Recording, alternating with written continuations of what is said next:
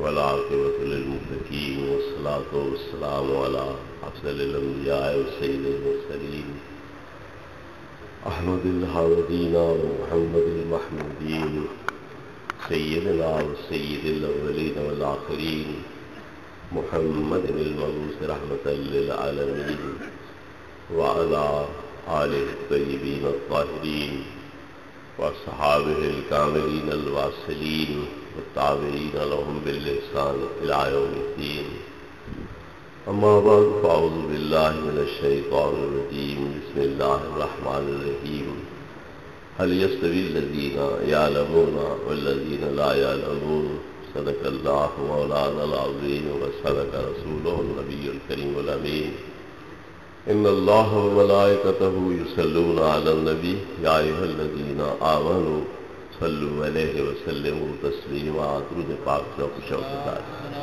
الصلاۃ والسلام علیک یا سیدی یا رسول اللہ وعلی آلک واصحابک یا سیدی یا حبیب اللہ الصلاۃ والسلام علیک یا رحمۃ للعالمین وعلی آلک واصحابک یا شفیع المذنبین الصلاۃ والسلام علیک یا قائد الغر المحجلین وعلی آلک واصحابک یا امام الانبیاء والمرسلین صاحب صدر گرامی قدر واجب الاحترام علماء کرام بزرگوں اور بھائیوں، یہ محفل پاک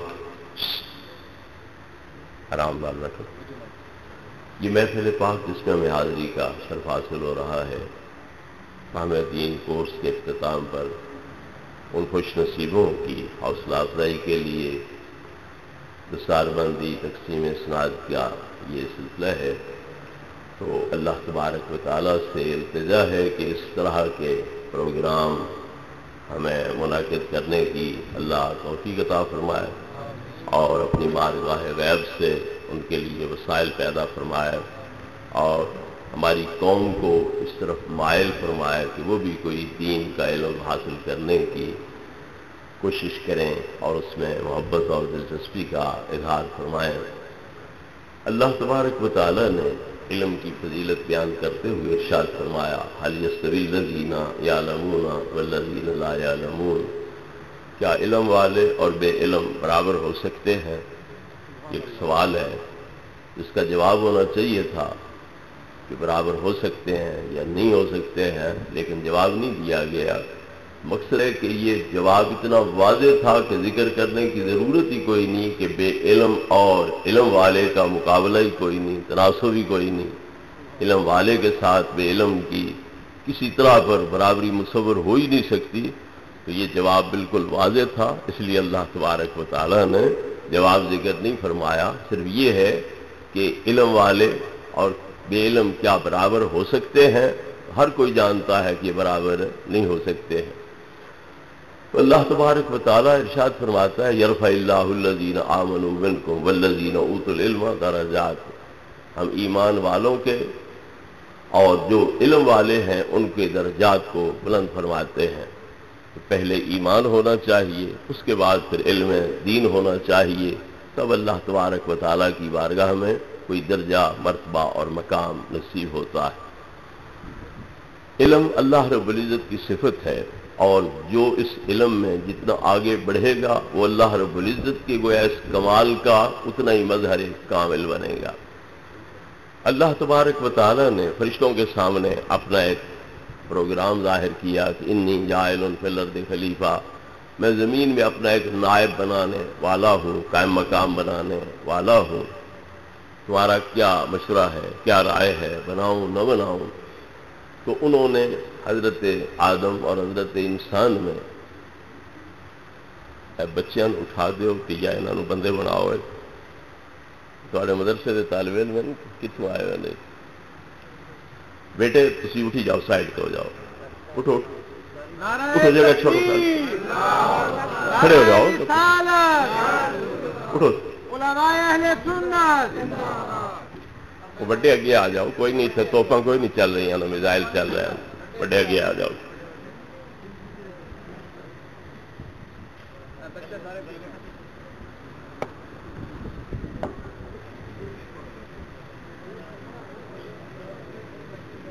درود پاک پڑھ۔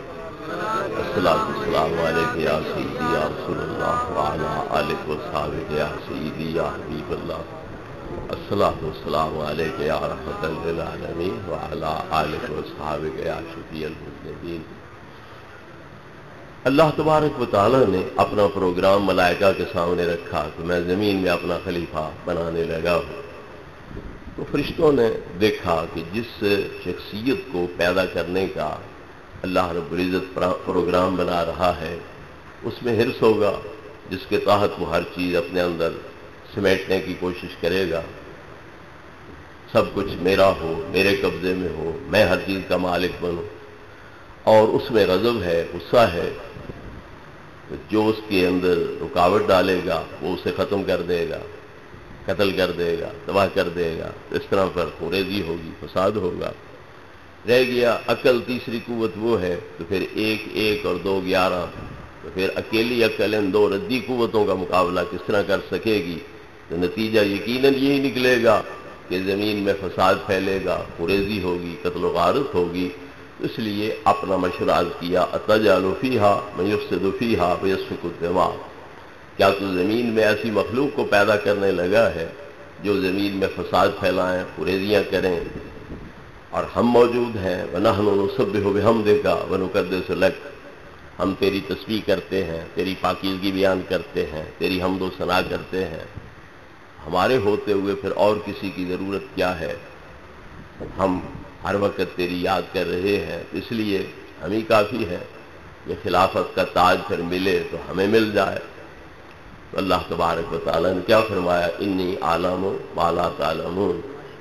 جو کچھ میں جانتا ہوں وہ تم نہیں جانتے ہو. میرا علم تم سے بہت زیادہ ہے. میں یہ سمجھتا ہوں اور جانتا ہوں کہ جب ان کی عقل شریعت کے نور سے منور ہو جائے گی اور ان کی قوت غضبیہ اور قوت حرص جو ہے اور شہوانی تو وہ عقل کے تابع ہو جائے گی، تو وہ اس طرح ترقی کریں گے کہ تم فرشتے ان کی گرد راہ کو تکتے رہ جاؤ گے، اس بلند مقام پہ پہنچ جاؤ گے. نعرہ تکبیر، اللہ اکبر، نعرہ رسالت یا رسول اللہ. تم نے اکیلے دیکھا کہ اس میں حرص والی قوت ہے، شہوانی خیالات ہے، اس میں غضب ہے، غصہ ہے. اکیلی عقل کیا برابری کرے گی؟ جب عقل نور شریعت سے منور ہوگی اور اس کی یہ خواہشات عقل کے تابع ہو جائیں گی، حرص بھی عقل کے تابع ہو جائے گی، خواہشات نفسانی بھی عقل کے تابع ہو جائیں گی، پھر یہ وہ ترقی کرے گا کہ تم اس کا تصور بھی نہیں کر سکتے ہو اور تم ان کی گرد راہ ہی تکتے رہ جاؤ گے. اب اللہ تبارک و تعالیٰ نے حضرت آدم علیہ السلام کی ان پر جو فضیلت ظاہر فرمائی تو وہ علم کے لحاظ سے فضیلت ظاہر فرمائی. وَعَلَّمَ آدَمَ الْأَسْمَاءَ كُلَّهَا. جتنی بھی اللہ رب العزت کی مخلوق تھی، کائنات تھی، اللہ رب العزت نے ان تمام کے بارے میں حضرت آدم علیہ السلام کو معلومات مہیا کر دیے. اس چیز کے پیدا ہونے کا مقصد کیا ہے، فائدہ کیا ہے، اس کی غرض و غایت کیا ہے، اس کا نام کیا ہے، اس کے منافع کیا ہے. یہ تمام تفصیلات حضرت آدم علیہ السلام کو بتلا دیں. گھوڑے خچر کس لیے ہیں، اونٹ گدھے کس لیے ہیں، بیل کس لیے ہیں، گائے بھینسیں کس لیے ہیں، بھیڑ بکریاں کس لیے ہیں، حتیٰ کہ چمچی کس لیے ہے، چمچا کس لیے ہے. تو چھوٹی سے چھوٹی چیز، بڑی سے بڑی چیز کا نام بھی بتلا دیا، فائدہ بھی بتلا دیا، خاصیت بھی بتلا دی. اس کی تخلیق کا مقصد جو ہے وہ بھی آپ کے سامنے رکھ دیا. ثم عرضهم علی الملائکہ. پھر انہیں فرشتوں میں پیش کیا کہ ان چیزوں کے نام بیان کرو، فائدے بیان کرو، خاصیتیں بیان کرو، تخلیق کے مقاصد اغراض بیان کرو. تو فرشتے گھٹنے ٹیک کے اور کیا کہا؟ سبحانک لا علم لنا الا ما علمتنا. ہمارا علم محدود ہے، تھوڑا سا ہے جو تو نے عطا کیا ہے. ہمارا علم اتنا وسیع نہیں ہے کہ ہم آدم کے علم کی برابری کر سکیں. تو اللہ رب العزت نے فرمایا یا آدم انبئہم باسمائہم. تم ان کو ان چیزوں کے نام بتلاؤ، فائدے بتلاؤ، خاصیات بتلاؤ، تخلیق کے مقاصد ان کے سامنے بیان کرو. تو آدم علیہ السلام نے فر وہ تمام چیزیں ان کے سامنے بیان کر دیں. تو اللہ رب العزت نے کیا فرمایا؟ اسجدوا لآدم. اب یہ استاد بن گئے، تم شاگرد بن گئے، لہذا اپنی نورانی پیشانیاں ان کے آگے زمین نیاز پہ رکھو اور ان کی عظمت کو اس طرح پر سلام عقیدت پیش کرو۔ تو تمام فرشتے جو ہیں وہ سجدہ ریز ہو گئے اور حضرت آدم علیہ السلام کی عظمت کو اس طرح پر تسلیم کیا، مانا، اور ان کے استادوں نے کو تسلیم کیا، ان کے آگے اپنا نذرانہ عقیدت اور نذرانہ اخلاص جو ہے اس رنگ میں پیش کیا۔ اب مسئلہ یہ ہے کہ فرشتوں نے دعویٰ علم کا نہیں کیا تھا، انہوں نے نحن نسبح بحمدک ونقدس لک یہ عرض کیا تھا کہ ہم ہر وقت تیری تسبیح کرتے ہیں، تیری پاکیزگی بیان کرتے ہیں، سبحان اللہ و بحمدہ، سبحان اللہ العظیم پڑھتے ہیں، الحمدللہ رب العالمین پڑھتے ہیں۔ تو وہ دعویٰ کر رہے ہیں تسبیح کا، تحمید کا، اور اللہ رب العزت علم کے لحاظ سے آدم علیہ السلام کو فوقیت دے رہا ہے اور انہیں علم کے لحاظ سے عاجز اور بے بس ظاہر کر رہا ہے۔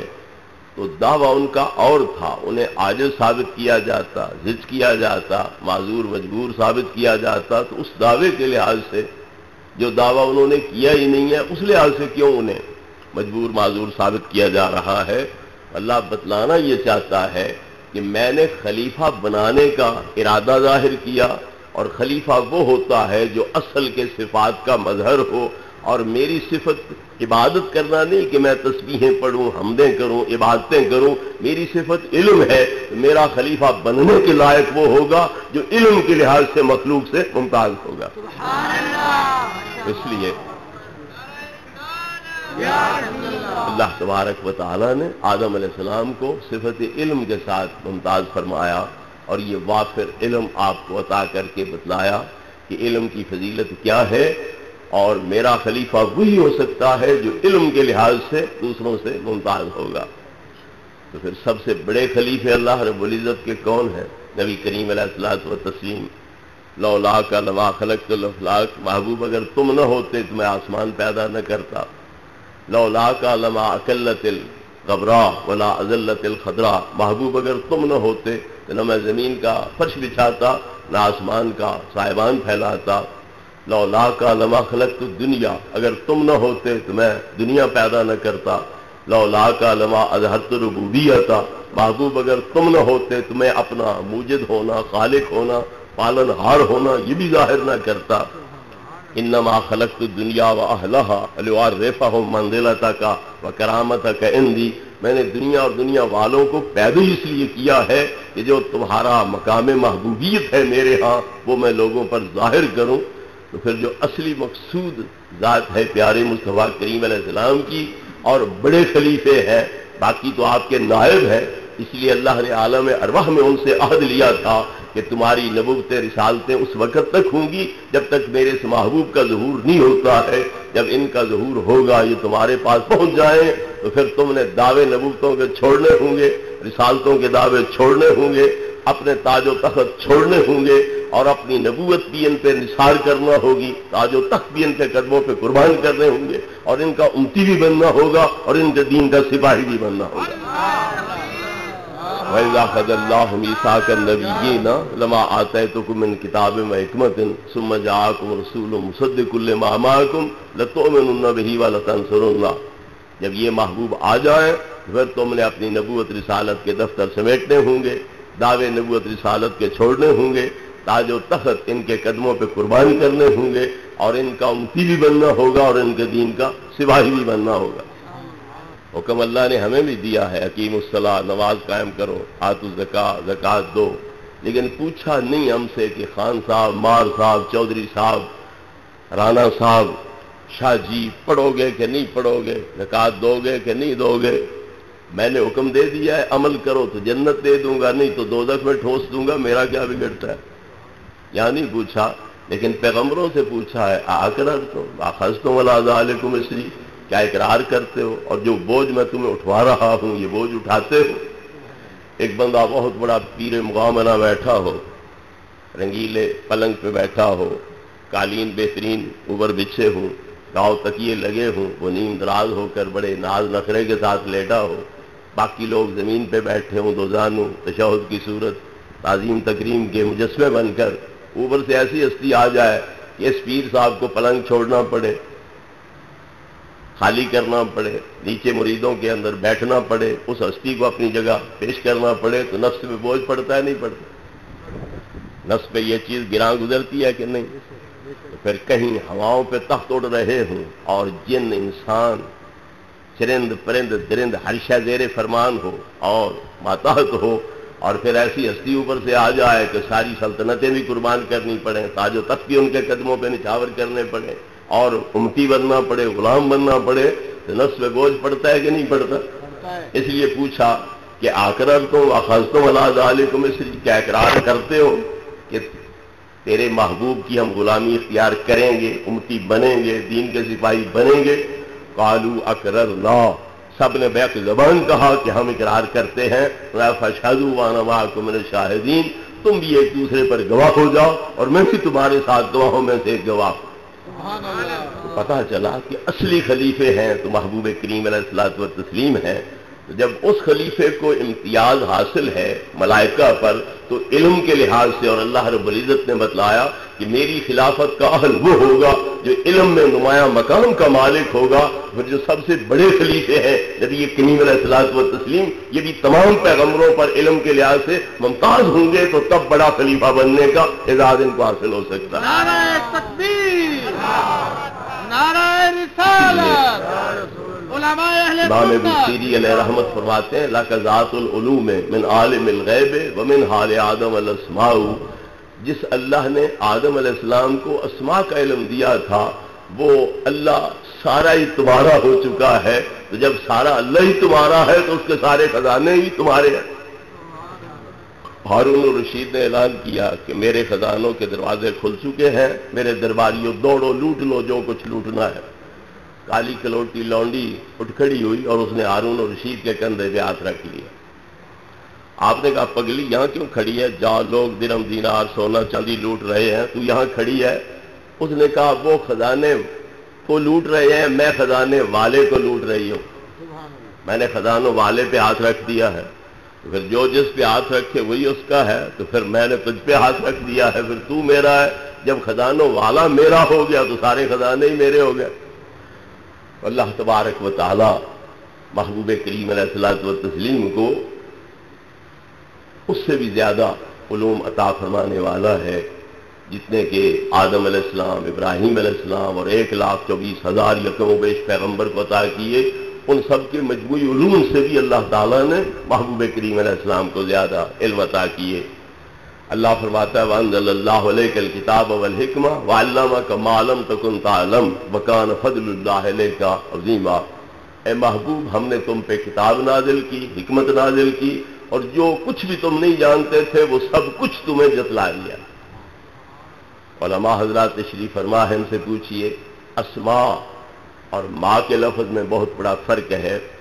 اسماء وہ چیزیں ہیں جو اللہ کی ذات پر، صفات پر دلالت کرتی ہیں، تو ماں کا لفظ اس سے بھی عام ہے کہ جو کچھ بھی تم نہیں جانتے تھے، اسماء نہیں جانتے تھے، مسمیات نہیں جانتے تھے، اللہ کی ذات، اس کی صفات، اس کی شیونات، جو کچھ بھی نہیں جانتے تھے وہ سب کچھ میں اللہ نے تمہیں جتلا دیا۔ تو علامہ کا ما لم تکن تعلم، جو بھی تم نہیں جانتے تھے وہ سب کچھ میں اللہ نے تمہیں جتلا دیا۔ کچھ لوگ نبی پاک کے علم کی کمی بیان کرتے ہیں تو مجمع بڑے جوش میں آ کے نعرے لگاتا ہے، نعرہ تکبیر، اللہ اکبر۔ کیا اللہ کی بڑائی بیان کی ہے؟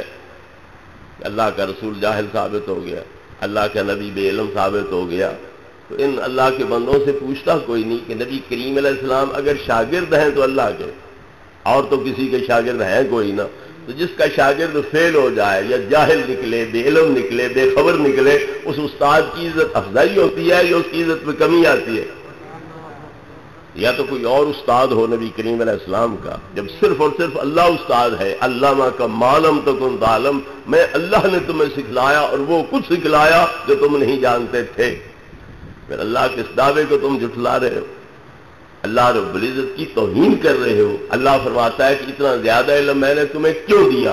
علم دینا میرا فضل ہے، اور جتنا فضل تم پہ ہے اتنا فضل اور کسی پہ ہے کوئی نہ، اس لیے جتنا علم تمہیں دیا ہے اتنا علم کسی کو دیا ہی نہیں ہے۔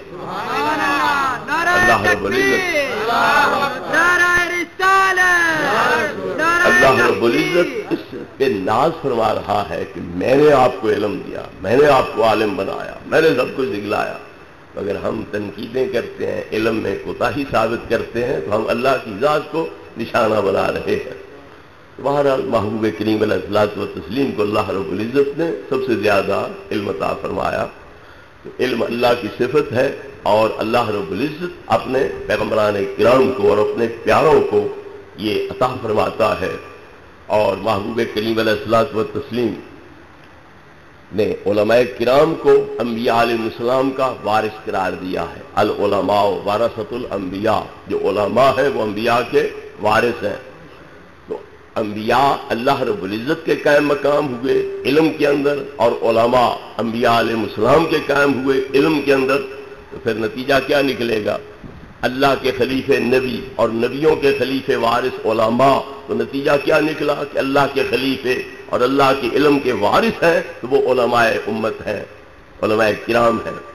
یہ ایک بہت بڑا اعزاز ہے. اللہ تبارک و تعالی نے محبوب کریم علیہ الصلوۃ والتسلیم کو اور ہر پیغمبر کو کیوں بھیجا؟ اگر ہر بندے کی عقل کافی ہوتی، اپنی اچھائی برائی، اپنے حق میں نفع نقصان کے اندر وہ خود کفیل ہوتے، اللہ پیغمبروں کو نہ بھیجتا. تو پتہ چلا کہ اللہ تبارک و تعالیٰ کے نزدیک ہر بندہ اپنے بارے میں اچھائی برائی نفع نقصان اس کا مستقل علم نہیں رکھتا.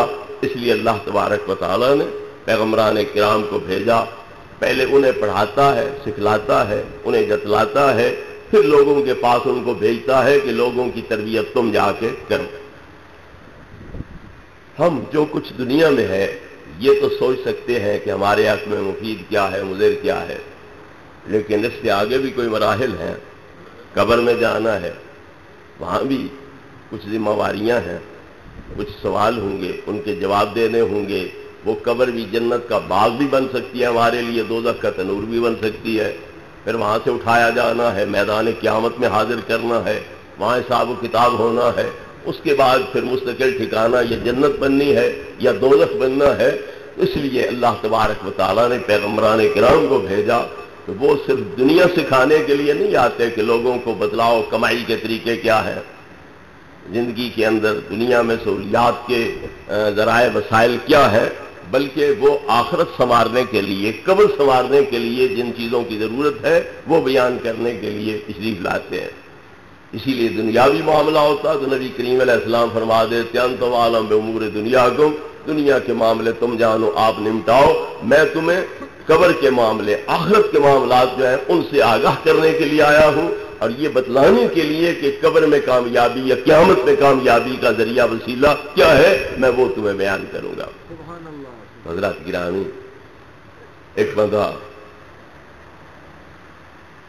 نبی کا غلام بنتا ہے تو اس لیے بنتا ہے کہ نبی کریم علیہ الصلوۃ والتسلیم کے ذریعے میری صحیح رہنمائی ہو، تاکہ قبر اور قیامت جو ہے اس کے اندر مجھے سہولیات میسر آئیں. تو یہ علم دین جو ہے یہ نبی پاک کا ورثہ ہے، اور اسی سے ہمیں پتہ چلتا ہے کہ آخرت میں ہمارے لیے مضر کون سی چیز ہے اور کارآمد اور مفید چیز کون سی ہے. یہی منصب نبی پاک کا اللہ رب العزت بیان فرما رہا ہے. یتلو علیہم آیاتہ ویزکیہم ویعلمہم الکتاب والحکمہ. وہ لوگوں پر اللہ کی آیات کی تلاوت کرتے ہیں، ان کو پاک کرتے ہیں، اور انہیں کتاب کی تعلیم دیتے ہیں، اور انہیں حکمت کا درس دیتے ہیں. وَإِن كَانُوا مِن قَبْلُ لَفِي ضَلَالٍ مُبِينٍ. اگرچہ وہ پہلے کھلی گمراہی میں تھے تو محبوب پاک اپنی تعلیمات کے ذریعے انہیں گمراہی کے گڑھوں سے نکالتے ہیں اور ہدایت کے بام نور تک اور بلند سریہ والا مقام جو ہے اس تک پہنچاتے ہیں، بلکہ اللہ کی ذات کے ساتھ اس علم کے ذریعے، عمل کے ذریعے ان کو واصل فرماتے ہیں. حضرات گرامی، یہ مشن انبیاء علیہ الصلوۃ والسلام والا مشن ہے. یہ ان کی سنت، ان کا طریقہ ہے جس پر علماء دین جو ہیں وہ عمل پیرا ہوتے ہیں. اللہ فرماتا ہے لولا نافر من کل فرقۃ منهم طائفۃ لیتفقهوا فی الدین ولینذروا قومهم اذا رجعوا الیہم لعلهم یحذرون. ہر قوم سے، قبیلے سے کچھ لوگ نکلنے چاہیے، وہ جا کے دین پڑھیں، سیکھیں، پھر واپس گھر آئیں اور باقی لوگوں کو وہ وہاں پر دین کی تعلیم دیں. ہر بندہ گھر سے نکل پڑے دین حاصل کرنے کے لیے تو دنیاوی کاروبار ٹھپ ہو کے رہ جائے گا، اور اگر بالکل کوئی نہ جائے تو پھر دین کی سمجھ کوئی نہیں ہوگی، تو قبر خراب، قیامت خراب ہوگی۔ اس لیے ہر قوم قبیلے میں سے کچھ لوگ نکلنے چاہیے تاکہ وہ دین کے عالم بنے اور پڑھ کے آئیں، تو پھر اپنے لوگوں کو وہ عقائد صحیح بتلائیں، عمل صحیح بتلائیں، ان کی تربیت کریں، ان کو تعلیم دیں۔ تو طریقہ اصل یہ ہے کہ لوگ جائیں، پڑھ کے آئیں، پھر گھر بیٹھے ہوئے اپنے برادری کے، محلے کے، شہر کے لوگوں کو تعلیم دیں۔ ایک آج کل نیا طریقہ نکلا ہوا ہے کہ لوگ گھر سے نکلتے ہیں تبلیغ کے لیے، پڑھتے کوئی نہیں، ویسے ہی تبلیغ کے لیے چل پڑتے ہیں۔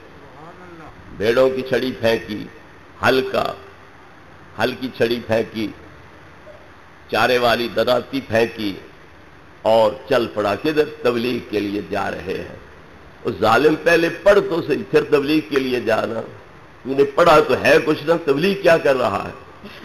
میں ایک پنڈ میں گیا تو 25-30 آدمی آ گئے، تقریر تھی، ہمارے مجمع میں اضافہ ہو گیا، اس لحاظ سے تو خوشی ہو گئی۔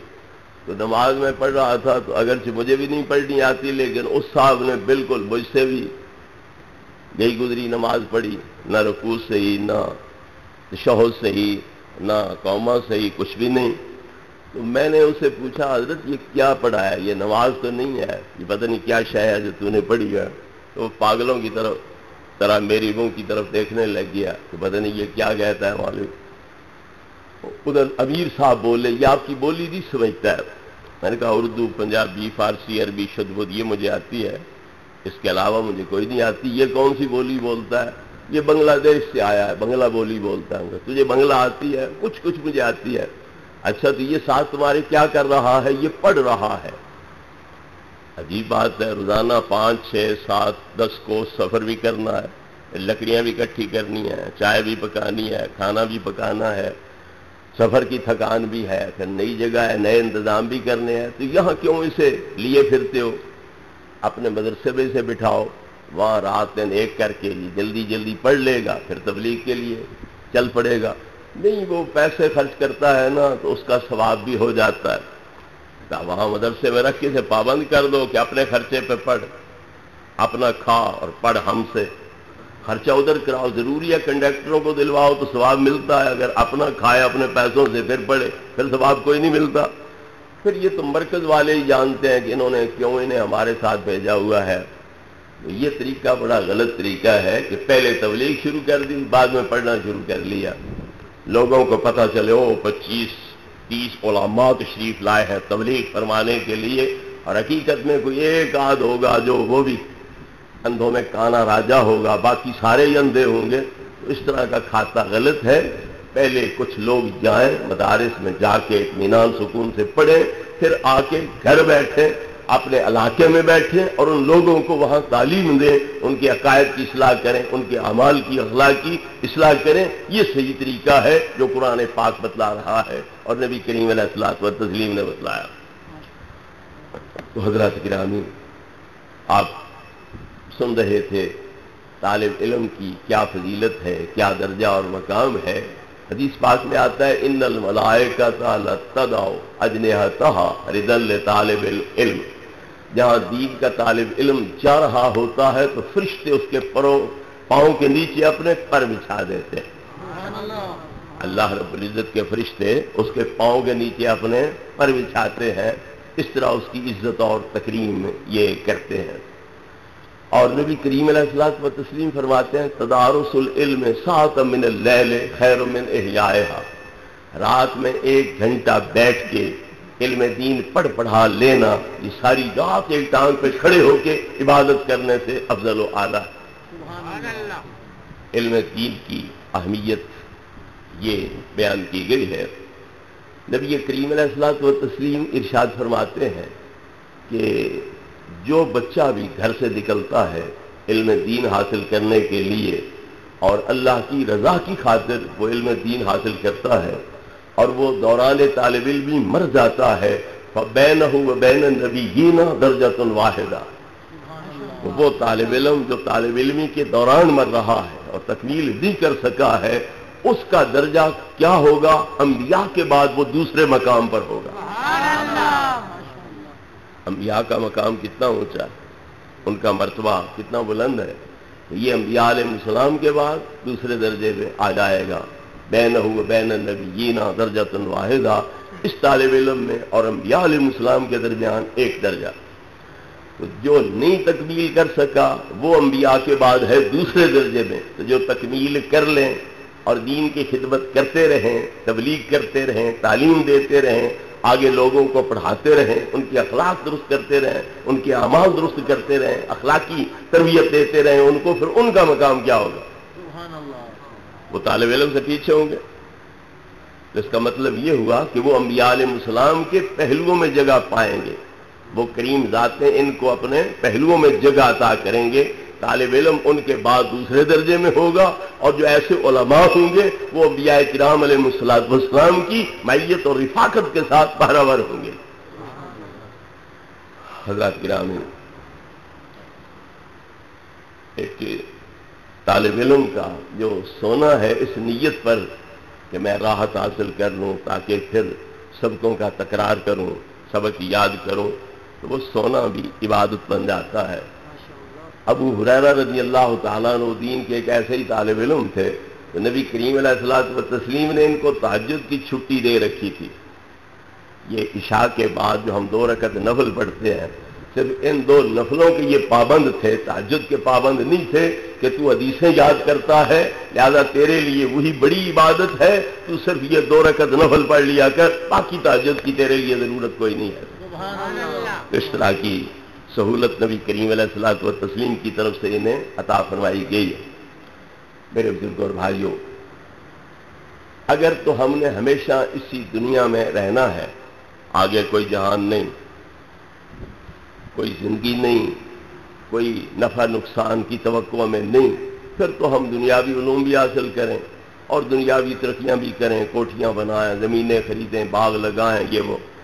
لیکن اگر مومن ہونے کی حیثیت سے ہمیں تسلی ہے کہ یہ جہان ہم نے چھوڑنا ہے، قبر میں جانا ہے اور وہیں سے ہمارا حساب کتاب شروع ہو جانا ہے، تو پھر ہمیں کوئی لمحہ زندگی کا غفلت میں نہیں گزارنا چاہیے، اللہ کی یاد میں گزارنا چاہیے۔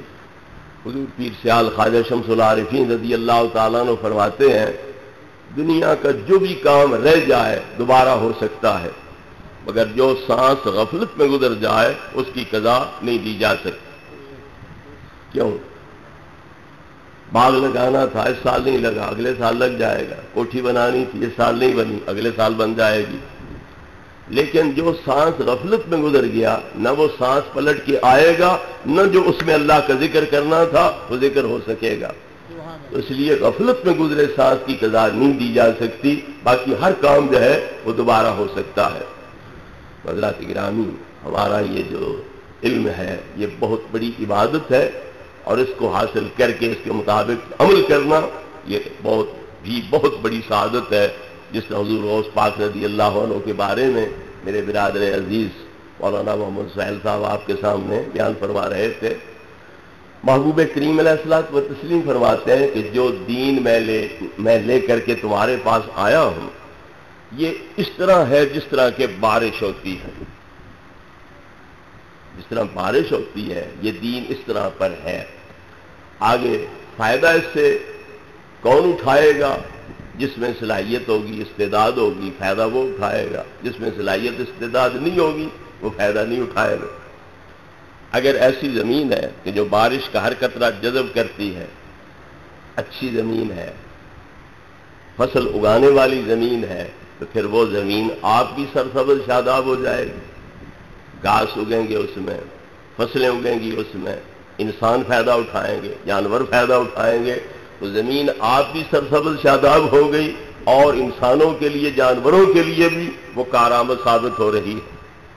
اور اگر زمین پکی ہے، سخت ہے، نشیب ہے، پانی کو اپنے اندر جمع کر لیتی ہے، تو چلو فصل نہ اگی، گھاس پھوس نہ ہوگی، غلے نہ دیے، انسان اور جانور اس طرح پر اس سے فائدہ نہ اٹھا سکے، تو پھر پینے کے کام وہ پانی آئے گا، انسانوں کے پینے کے کام، جانوروں کے پینے کے کام، اسی سے آگے کھیتی باڑی میں وہ پانی بہت زیادہ ذخیرہ ہو جائے تو اسے کھیتی باڑی میں استعمال کر لیا جاتا ہے، لوگ اسی پر پیٹر وغیرہ رکھ کے اپنی کھیتی سیراب کر لیتے ہیں، تو لہذا یہ بھی کارآمد ثابت ہو گئی۔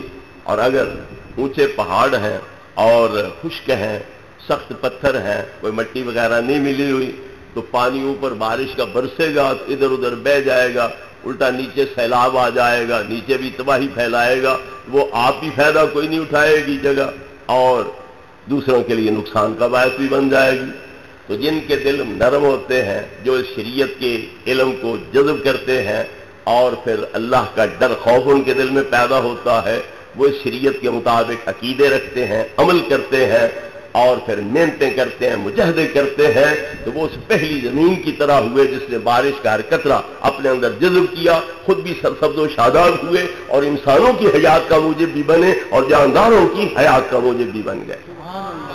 حضور غوث پاک رضی اللہ عنہ ہو، خواجہ ہند غریب نواز ہو، حضور بابا فرید الدین گنج شکر ہو، حضور محبوب الہی ہو، حضور شاہ نصیر الدین چراغ دہلوی ہوں، حضور شاہ سلیمان توسوی ہوں، حضور پیر سیالو، تو یہ لوگ پردیسوں میں رولتے رہے، علم دین پڑھتے رہے اور پھر اس کے مطابق عمل کرتے رہے، مجاہدے ریاستیں کی، نتیجہ کیا نکلا؟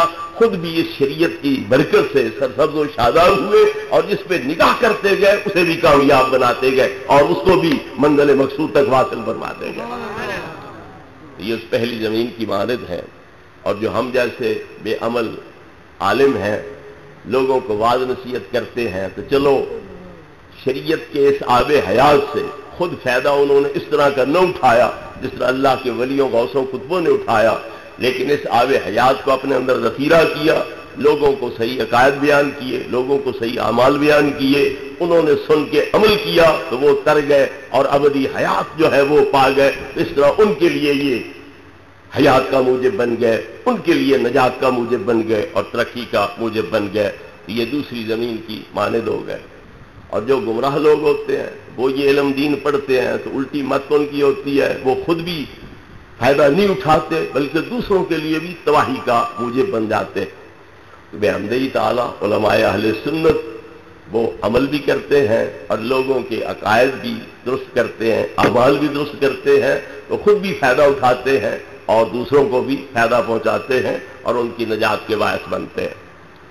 ایک دوسرا معنی اس حدیث کا یہ ہے کہ بعض حضرات وہ ہیں جو علم دین حاصل کرتے ہیں، پھر ان میں غور خوض کرتے ہیں، اجتہاد کرتے ہیں، جس طرح امام حنیفہ ہو گئے، امام شافعی ہو گئے، امام مالک ہو گئے، امام احمد ابن حنبل ہو گئے، انہوں نے وہ دین پڑھا، قرآن کے علوم حاصل کیے، حدیث پاک کے علوم حاصل کیے، ان میں غور خوض کیا، اجتہاد کیا اور پھر مختلف مسائل کا حل لوگوں کے سامنے رکھا، اور صدیوں سے لوگ ان کی فقہ سے استفادہ کر رہے ہیں اور فیض یاب ہو رہے ہیں۔ یہ زمین کے پہلے طبقے کی مانند ہے جس نے شریعت مصطفی کی بارش کے ہر قطرے کو اپنے اندر جذب کیا اور پھر اس میں غور و خوض کیا، اور اس کا نتیجہ کیا نکلا کہ لوگوں کے امام بنے اور ان کو ایک لائن جو ہے وہ دے دی، ایک فکر دے دیا اور عمل کے لحاظ سے ایک رستہ واضح ان پہ کر دیا، اور قیامت تک یہ فیض ان کو پہنچ رہا ہے۔ دوسری قسم کے وہ علماء ہیں، قرآن یاد کر لیا، حدیثیں یاد کر لیں، اجتہاد نہ کر سکے، ان کے اندر گہرائی میں اتر کے اور باریکیاں جو ہیں ان تک نہ پہنچ سکے، لیکن لوگوں کو آیتیں سنائیں، لوگوں کو حدیثیں سنائیں، یہ فیض ان تک پہنچایا۔ یہ علماء محدثین جو ہیں یا مفسرین جو ہیں یا حفاظ یا قراء حضرات جو ہیں، تو یہ دوسری مثال ان کی ہو جائے گی۔ تو بہرحال جو بھی صورت ہو، نبی پاک کا جو دین ہے یہ بارش کی طرح ہے، یہ آب حیات ہے، اور جو اس کے مطابق عمل کرے گا تو پھر وہ سب سے اعلیٰ مقام پہ فائز ہوگا، اور جو عمل میں کمی بھی کرے لیکن فی نفس سے یہ علم حاصل کر لے اس کے لیے بھی بہت بڑا فائدہ ہے۔ محبوب کریم علیہ الصلوۃ والتسلیم فرماتے ہیں الدنیا ملعونۃ و ملعون ما فیہا، ساری دنیا ملعون اور جو اس میں ہے وہ بھی ملعون، الا ذکر اللہ او ما والاہ او عالم او متعلم۔ اگر لعنت سے کوئی بچتا ہے تو چار طبقے جو ہیں وہ بچتے ہیں، اللہ کا ذکر کرنے والے، ان سے محبت رکھنے والے، یا جو عالم ہیں یا جو طالب علم ہے، تو باقی ساری دنیا ملعون۔ جو اس میں رہنے والے سارے ملعون، اگر اس لعنت سے بچے ہوئے طبقے ہیں تو 4 ہیں، الا ذکر اللہ او ما والاہ او عالم او متعلم، یا اللہ کا ذکر کرنے والا، یا ان سے محبت رکھنے والا، یا عالم دین، اور یا طالب علم جو ہے دین کا، یہ اس لعنت سے بچے ہوئے۔ اور ذکر بھی وہی کرے گا جس میں علم ہوگا، جس میں علم کوئی نہیں تو وہ ذکر کیسے کرے گا؟ تو پھر ذکر کا دار و مدار جو ہے وہ بھی علم پر ہے، تو پھر اصل چیز علم دین جو ہے یہ ہوئی۔ حضرات گرامی، علم دین اس کی بڑی فضیلت ہے۔ اللہ رب العزت نے ہمیں پیدا کیا ہے، آخر اللہ رب العزت کا بھی کوئی حق بنتا ہے کہ نہیں بنتا؟ ماں باپ سے ہم پیدا ہوئے، ماں باپ نے ہمیں پالا پوسا، تو ماں باپ کا کوئی حق ہم پہ بنتا ہے؟ کوئی نہیں بنتا۔ تو جس خدا نے ہمیں بھی پیدا کیا، ہمارے ماں باپ کو بھی پیدا کیا، ہمارے رہنے کے لیے زمین پیدا کی، ہمارے اوپر آسمان کا سائبان پھیلایا، سورج چاند ستاروں کے کمکمے روشن کیے، ہوا کے قدرتی پنکھے مہیا کیے، اور سورج چاند تاروں کے کمکمے مہیا کیے، چشمے دریا وہ مہیا کیے، زمین ہمارے فصل اگا رہی ہے، تو جس خدا کی طرف سے یہ انعام ہم پر ہے اس کا بھی تو کوئی حق بنتا ہے کہ نہیں بنتا؟ ہمیں وہ بھی پتہ کرنا چاہیے کہ نہیں کہ کیا حق ہے اس کا۔ اس لیے ہمیں یہ معلوم کرنا چاہیے کہ اللہ رب العزت نے ہمیں جو پیدا کیا تو اس کے حقوق ہم پر کیا ہیں اور ہمیں کس طرح پر وہ حقوق ادا کرنے چاہیے۔ بڑے افسوس کی بات یہ ہے کہ ایک بندہ بے وقوف ہو تو ہم کہتے ہیں یہ ڈھگا ہے، یہ بیل ہے، کہتے ہیں، لیکن بیلوں کو بھی پتہ ہے کہ ہمیں اللہ نے کیوں پیدا کیا ہے۔ حدیث پاک میں آتا ہے کہ ایک بندہ بیل پر سوار ہو کر جا رہا تھا۔ کچھ علاقے ایسے ہیں نا جہاں بیلوں پر سواری کرتے ہیں، تو بیل پر سوار ہو کے جا رہا تھا، کچھ دور تک وہ بیل چلتا گیا، پھر وہ کھڑا ہو گیا، اس نے منہ سوار صاحب کی طرف کر کے کہا انا لم نخلق لہذا انما خلقنا للحراست، ہم سواریوں کے لیے نہیں پیدا کیے گئے، ہم تو ہل کھینچنے کے لیے پیدا کیے گئے ہیں۔ تو جس مقصد کے لیے اللہ نے ہمیں پیدا کیا ہے تو ادھر ہمیں استعمال کر، یہ غلط طریقے پر ہمیں کیوں استعمال کر رہا ہے؟ نبی کریم علیہ الصلوۃ والتسلیم نے جب یہ بیان فرمایا تو جو حاضر صحابہ تھے انہوں نے کہا سبحان اللہ، بقرۃ تتکلم، بیل ہو کر بول رہا ہے، انسانی بولی، تعجب کی بات ہے۔ تو نبی کریم علیہ السلام نے فرمایا اومن بہ انا و ابو بکر و عمر وما ہما سما، فرمایا میرا بھی اس پر ایمان ہے، ابو بکر کا بھی اس پر ایمان ہے، اور عمر کا بھی اس پر ایمان ہے۔ تم تو تعجب کر رہے ہو، حیرانگی کا اظہار کر رہے ہو کہ بیل ہو کر انسانی بولی بولے، عجیب بات ہے، مگر نہ مجھے اس پر تعجب ہے، نہ ابو بکر کو اس پر تعجب ہے، نہ عمر کو اس پر تعجب ہے، حالانکہ انہوں نے نبی پاک کی زبانی حدیث سنی کوئی نہیں، لیکن ان کے ایمان اور اعتراف اور تسلیم کی گواہی نبی پاک علیہ السلام ان کے اسے پشت دے رہے ہیں کہ وہ سنتے انہیں تعجب کوئی نہ ہوتا، تمہیں تعجب ہو رہا ہے۔ عرض کرنے کا مقصد یہ ہے کہ جس کو ہم بے وقوف سمجھیں، بے عقل سمجھیں، اسے ڈھگا کہتے ہیں، بیل کہتے ہیں، مگر بیل کو بھی پتہ ہے اللہ نے مجھے کیوں پیدا کیا، تو پھر جب ہمیں پتہ نہیں کہ اللہ نے ہمیں کیوں پیدا کیا تو ہم آپ بیلوں سے بدتر ہیں۔ کسی کو طعنہ دیتے ہوئے بیل کہنے کا کیا مطلب؟ جس غوث پاک کے بارے میں میرے برادر عزیز سے آپ سن رہے تھے، ان کے احوال، ان کی شانیں وغیرہ، اس غوث کو ادھر متوجہ کیا ہے تو بیل نے ہی متوجہ کیا ہے۔ آپ چھوٹے بچے ہیں، ایک بیل کے پیچھے لگے ہوئے ہیں، اسے بھگا رہے ہیں، دوڑا رہے ہیں، مار رہے ہیں، کچھ دور تک تو وہ بیل آگے دوڑتا گیا، اب چلو خوش ہو جائیں، مجھے بھگا رہے ہیں، دوڑا رہے ہیں تو میں دوڑ پڑوں، یہ خوش ہو جائیں۔ جب دیکھا کہ پیچھا نہیں چھوڑ رہے تو وہ کھڑا ہو گیا اور منہ ان کی طرف کہنے لگا عبد القادر تجھے اس لیے پیدا کیا گیا ہے کہ ہمیں دوڑاتا پھر؟ یہ بیل کہہ رہا ہے کہ عبد القادر تجھے اس لیے پیدا کیا گیا ہے کہ ہمیں دوڑاتا پھرے، تجھے تو کسی اور مقصد کے لیے پیدا کیا گیا، تو اس مقصد کی طرف توجہ کرے۔ یہ کیا کر رہا ہے؟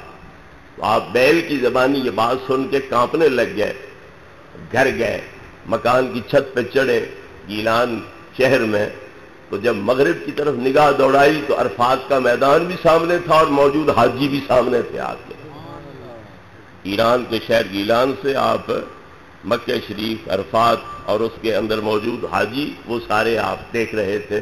پھر امی جان سے عرض کیا کہ میں بغداد جاتا ہوں پڑھنے کے لیے، تب آپ پڑھنے کے لیے گئے تو آپ کو بھی ادھر متوجہ کیا ہے تو بیل نے متوجہ کیا ہے، وہ صرف انہیں یہ پتہ نہیں کہ ہمیں کس لیے پیدا کیا گیا ہے، انہیں یہ بھی پتہ ہے کہ انسانوں میں سے کون کون سے انسان کو کس کس مقام کے لیے اللہ نے پیدا کیا ہے۔ نعرہ تکبیر، نعرہ رسالت، علماء اہل سنت، سیدی مرشدی۔ ایک کتا پالتا ہے بندہ، تازی کتے، شکاری کتے پالتا ہے، تو وہ کتا بھی سمجھ جاتا ہے کہ میں کمینہ ہوں، پلید ہوں، یہ انسان ہے، اشرف المخلوقات ہے، یہ مجھ پہ کتنا مہربان ہے، مجھے گوشت کھلا رہا ہے، دودھ پلا رہا ہے، مکھن کھلا رہا ہے، مجھے غسل دلوا رہا ہے، میری مالشیں کرا رہا ہے، مجھے ریشمی رضائیوں میں سلا رہا ہے، آخر یہ مجھ سے چاہتا کیا؟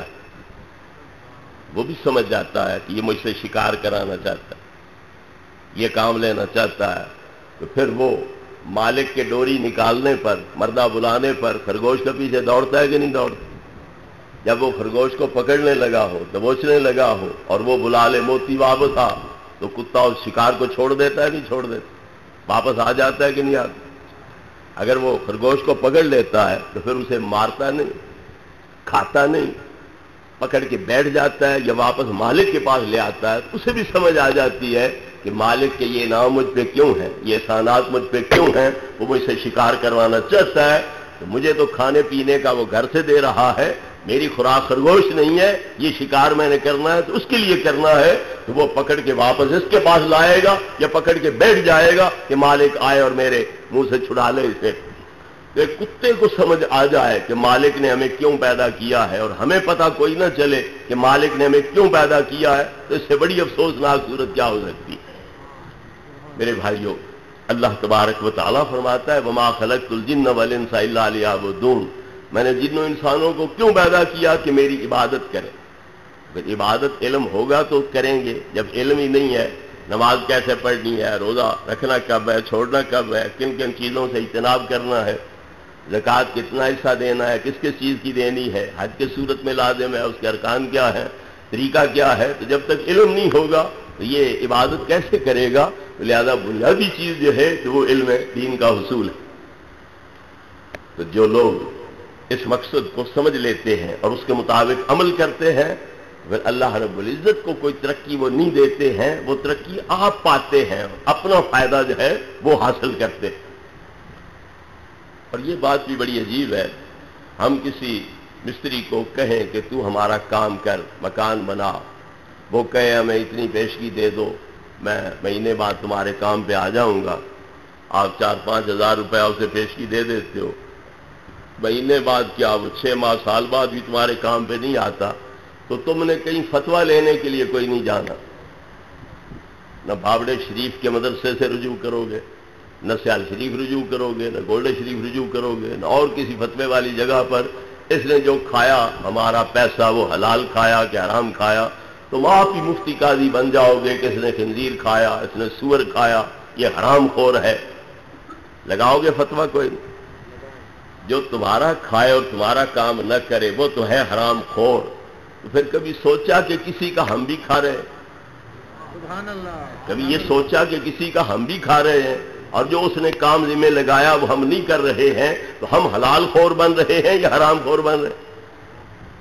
جو فتویٰ مدر لگاتے ہیں وہی فتویٰ ہم پر بھی لاگو ہوتا ہے کہ نہیں لاگو ہوتا؟ اور جس نے ایک مرتبہ تمہیں دھوکہ دیا، پیسے لے کے کھا گیا، کام تمہارا نہیں کیا، دوبارہ تم سے مانگے دو گے؟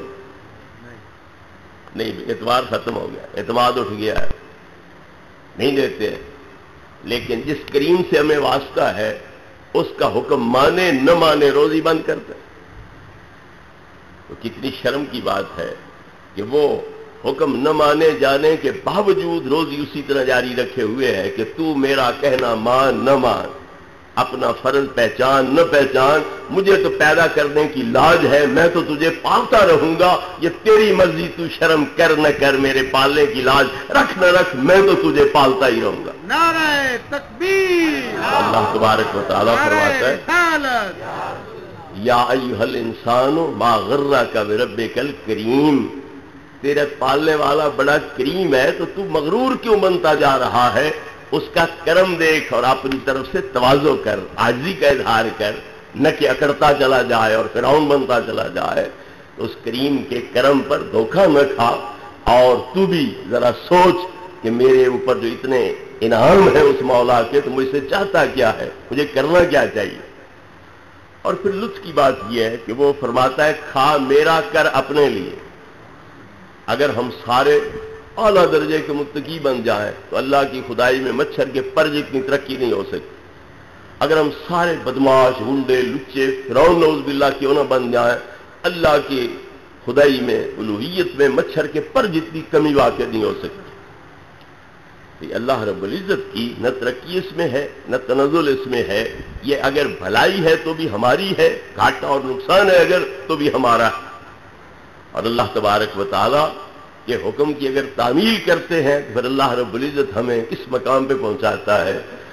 اللہ فرماتا ہے ما تقرب الی عبدی بشیء احب الی مما افترضت علیہ۔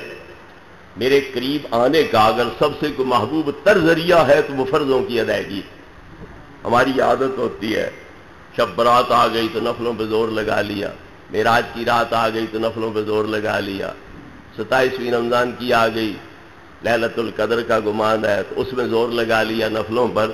تو یہ تو ہم کرتے رہتے ہیں لیکن فرائض کی پابندی نہیں کرتے۔ تو یاد رکھو پہلی بنیادی چیز فرضوں کی ادائیگی۔ سب سے محبوب ترین ذریعہ اللہ کے وصل کا ہے تو وہ کیا ہے؟ فرائض ہیں، لہذا پہلے ان کی ادائیگی ہونی چاہیے، اس کے بعد پھر نفلوں کا مقام ہے۔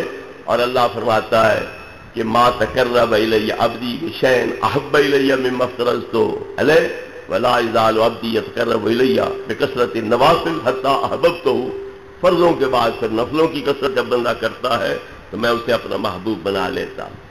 یہ اس کریم کا کرم ہے کہ وہ بندے کی محنت کو ضائع نہیں کرتا، بلکہ اللہ فرماتا ہے تم ایک بالشت میری طرف چلو گے تو میں ایک ہاتھ تمہارے قریب ہو جاؤں گا، تم ایک ہاتھ میرے قریب آؤ گے تو میں پورا کلاوہ تمہارے قریب ہو جاؤں گا۔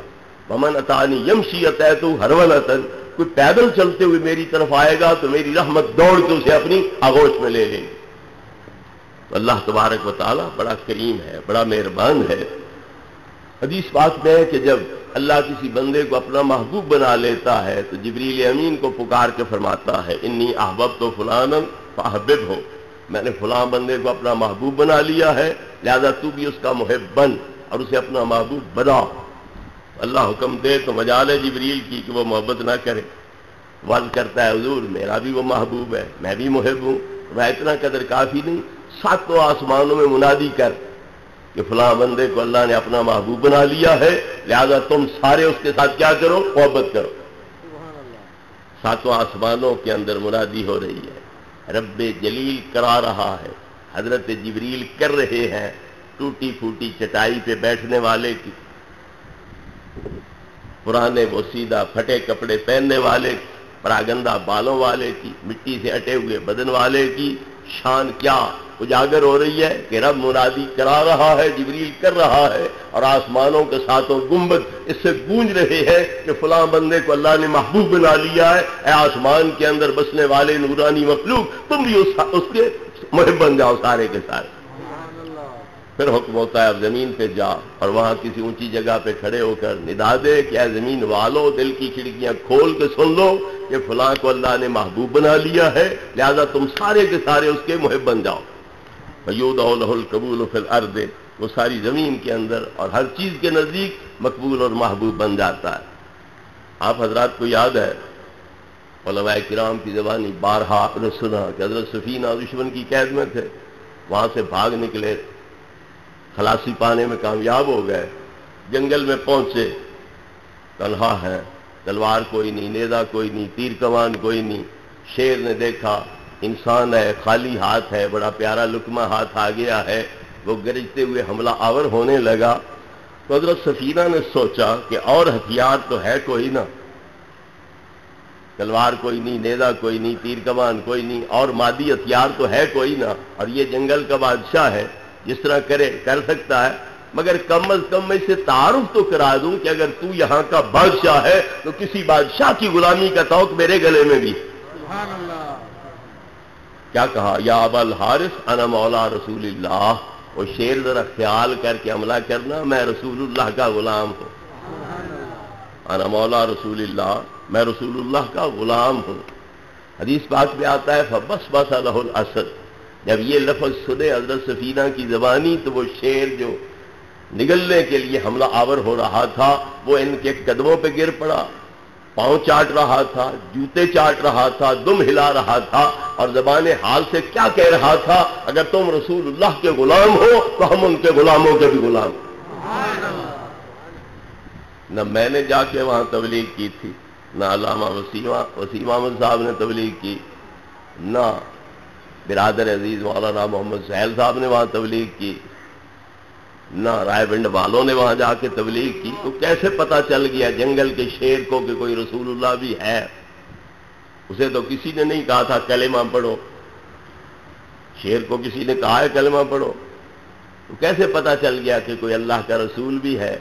اور اس رسول کے غلاموں کا بھی ہمیں غلام بننا چاہیے، ان کی نوکری دینی چاہیے. تو یہ اللہ کی طرف سے منادی کرائی گئی تھی، اس کی طرف سے اعلان کرائے گئے تھے. تو اس بنا پر ان تمام جنگل کی چیزوں کو بھی پتا ہے کہ اللہ کے رسول بھی ہیں اور ان کے غلاموں کا بھی ادب ہم پہ لازم ہے، نوکری ان پہ لازم ہے. وہ شیر صرف یہ نہیں کہ خود حملہ کرنے سے رک گیا بلکہ سپاہی بن گیا، محافظ بن گیا. جدھر کوئی خطرے والی صورت محسوس ہوتی دوڑ کے جاتا تاکہ کوئی بے حیا نہ ہو، کوئی ناقدری نہ کرے، رسول کے غلام کی توہین نہ کرے، ان کو پریشان نہ کرے. تو دوڑ کے وہاں پہنچ جاتا. جب مطمئن ہو جاتا خطرے والی بات کوئی نہیں، پھر آ جاتا. جب جنگل ختم ہونے لگا تو سلام کر کے واپس چلا گیا کہ اب خطرے والی بات کوئی نہیں، آبادی آ گئی، اب تم جانو تمہارا کام جانے، مجھے اجازت ہو جائے. تو اللہ رب العزت کے جو مقبول بندے ہوتے ہیں اللہ تبارک و تعالیٰ ان کے لیے یہ انتظام اہتمام کرتا ہے. سمندر کی مچھلیاں کیوں نہ ہوں، جنگل کے درندے کیوں نہ ہوں، سانپ بچھو کیوں نہ ہوں، ہر چیز کو ان کے ساتھ پھر محبت عقیدت ہوتی ہے اور وہ اس اللہ کے محبوب کے ساتھ محبت رکھنے لگ جاتے ہیں. پھر اللہ رب العزت کی طرف سے اور انعام اس کے لیے کیا ہوتا ہے جو محبوب بن جاتا ہے. اللہ فرماتا ہے کہ فَإِذَا أَحْبَبْتُهُ كُنتُ سَمْعَهُ الَّذِي يَسْمَعُ بِهِ. جب میں اس بندے کو اپنا محبوب بنا لیتا ہوں تو اس کے کان میں ہوتا ہوں جن سے سنتا ہے. وَبَصَرَهُ الَّذِي يَبْصِرُ بِهِ. اس کی آنکھ میں ہوتا ہوں جس سے دیکھتا ہے. وَيَدَهُ الَّتِي يَبْطِشُ بِهَا. اس کے ہاتھ میں ہوتا ہوں جس سے پکڑتا ہے. وَرِجْلَهُ الَّتِي يَمْشِي بِهَا. اس کے پاؤں میں ہوتا ہوں جن سے چلتا ہے. یہ تو بخاری شریف کی ہے. باقی حدیث کی کتابوں میں یہ اضافہ ہے کہ وَلِسَانَهُ الَّذِي يَتَكَلَّمُ بِهِ. اللہ فرماتا ہے کہ اس کی زبان میں ہوتا ہوں جس سے بولتا ہے. وَفُؤَادَهُ الَّذِي يَعْقِلُ بِهِ. اس کا دل و دماغ میں ہوتا ہوں جس کے ساتھ وہ سوچتا ہے اور غور و فکر کرتا ہے. اہل حدیث علماء اور دیوبندی علماء کا مقتدا پیشوا ہے اسماعیل دہلوی. وہ اپنے پیر و مرشد کے حوالے سے اس حدیث کا مفہوم اس رنگ میں واضح کرتا ہے جس طرح لوہے کا ٹکڑا آگ کی بھٹی میں ڈال دو اور آگ کو بھڑکاؤ، کچھ دیر کے بعد اسے نکالو تو وہ لوہا کالا تھا اب آگ کی طرح لال ہو چکا ہوگا. پہلے جلاتا نہیں تھا تو اب جلانے لگ جائے گا. کیوں کہ اس نے آگ پر اپنا آپ وار دیا تو جو کچھ آگ کے پاس تھا آگ نے وہ سب کچھ اس کے حوالے کر دی.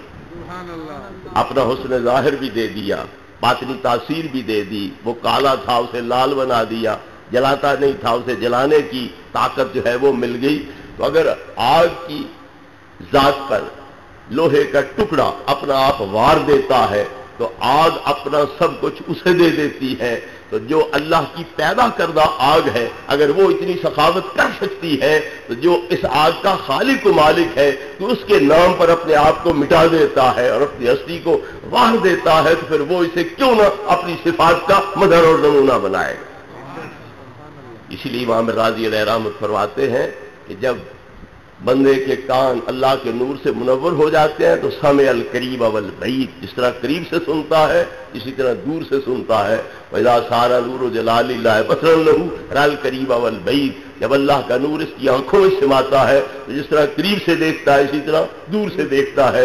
وَإِذَا صَارَ نُورُ جَلَالِ اللَّهِ يَدًا لَهُ قَادَرَ عَلَى التَّصَرُّفِ فِي الصَّعْبِ وَالسَّهْلِ وَالْقَرِيبِ وَالْبَعِيدِ. جب اللہ کے نور سے اس کے ہاتھ منور ہوتے ہیں تو جس طرح قریب مدد دے سکتا ہے دور بھی مدد دے سکتا ہے. آسان کام جس طرح کر سکتا ہے مشکلات بھی یہ ٹال سکتا ہے اور حل کر سکتا ہے.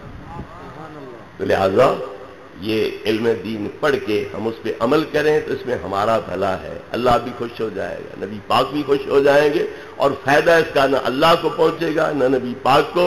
فائدہ پہنچنا ہے تو ہمیں ہی فائدہ پہنچنا ہے۔ تو جب ہمیں قبر کا مرحلہ درپیش ہے، قیامت کا مرحلہ درپیش ہے، اور ابدی زندگی آگے ہے، یہ فانی زندگی ہے، سانس ہمارا کتنا ناپائیدار، ہماری حیاتی کا دار و مدار سانس پر ہے۔ اگر ہم منہ سے باہر سانس نکالیں، ناک سے اس کے بدلے دوسرا سانس اندر نہ آئے تو زندگی ختم ہوگی کوئی؟ ہم لوگ سائیکلوں پہ سفر کرتے ہیں، کاروں پہ سفر کرتے ہیں، موٹروں پہ سفر کرتے ہیں، بسوں پہ سفر کرتے ہیں، تو انہوں نے سٹپنی ساتھ رکھی ہوتی ہے کوئی نہیں، تاکہ کہیں کوئی کانٹا چبھے، ٹائر جو ہے وہ پھٹے تو پھر سفر خراب نہ ہو جائے، منزل مقصود تک رسائی میں ہم ناکام نہ ہو جائیں۔ تو ایک متبادل انتظام ان کے پاس ہوتا ہے کہ وہ سٹپنی جو ہے دوبارہ جوڑ لی، سفر جاری رکھا۔ ہماری کوئی سٹپنی ہے؟ چلو وہاں سٹپنی نہیں ہوتی تو پچ سلوشن ہوتا ہے، وہ لگا لیا پچ وغیرہ، ٹیوب بحال ہو گئی، درست ہو گئی، پھر ہوا بھر لی، پھر سفر جاری کر لیا۔ ہمارے لیے کوئی پچ سلوشن کا انتظام ہے؟ یہاں نہ کوئی ٹیوب ہے، نہ کوئی وال ہے، نہ کوئی واشل ہے کہ ہوا کو اندر بند کیا جا سکے، بس آ جا رہی ہے، اندر والا سانس باہر جائے، باہر سے اندر کوئی نہ آئے، جتنا بڑا ملک ہو، مہر ہو، خان ہو، چودھری ہو، ڈھیر۔ اب مٹی کی قبر جو ہے اس کے حوالے، مٹی کے ساتھ مٹی ہو جائے گا، یہی ہماری زندگی ہے۔ تو پھر ان لمحات سے کیوں نہ فائدہ اٹھایا جائے، اور اپنے خالق مالک کے کرم سے کیوں نہ ہم جھولیاں بھریں اور اس کے خزانے کو کیوں نہ لوٹیں۔ تو ہر یہ بات بھی ذرا ذہن میں رہے کہ یہ نہیں کہ تم سارے طالب علم بن جاؤ، مسجدوں میں آ کے بیٹھ جاؤ۔ یہ مسجدوں میں بیٹھنا کوئی ضروری نہیں، صرف اتنا ضروری ہے ہاتھ کارول دل یارول، ہل چلاؤ، دل کا تعلق اللہ کی ذات سے ہو، نبی پاک کی ذات سے ہو، دکانداری کرو، کام ادھر ہو، کپڑا ناپ رہے ہو، جو بھی کر رہے ہو، لیکن دل کی توجہ اللہ رب العزت کی طرف ہو، حکمت کر رہے ہو، دل کی توجہ ادھر ہو، ہاتھ کارول دل یارول، یہ طریقہ اختیار ہونا چاہیے۔ اور آج کل تو لوگ بڑے ترقی یافتہ ہیں، ٹریکٹر چلا رہے ہوتے ہیں، ہل چلا رہے ہوتے ہیں، ساتھ نور جہاں کی تقریر سن رہے ہوتے ہیں، سریہ ملتانی کا خطاب دل نواز سن رہے ہوتے ہیں بڑی توجہ کے ساتھ۔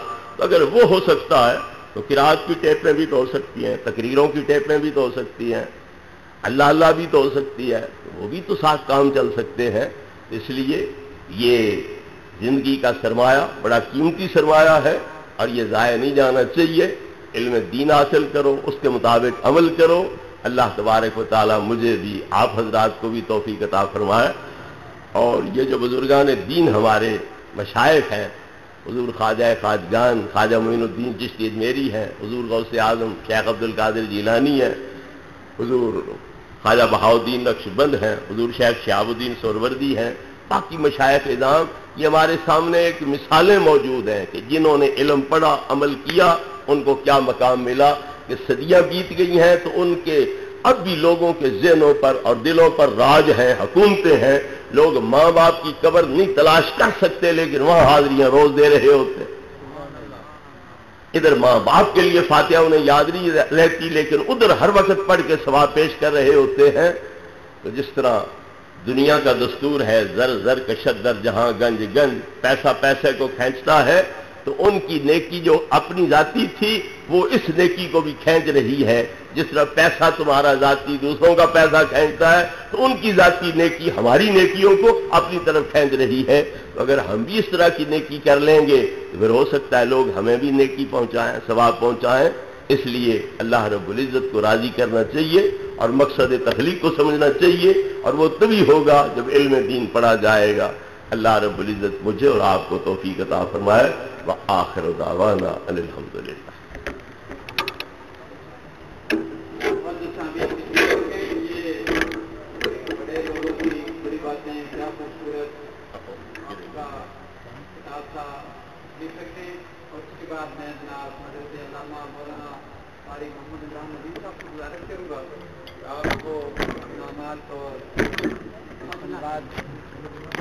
اس کریں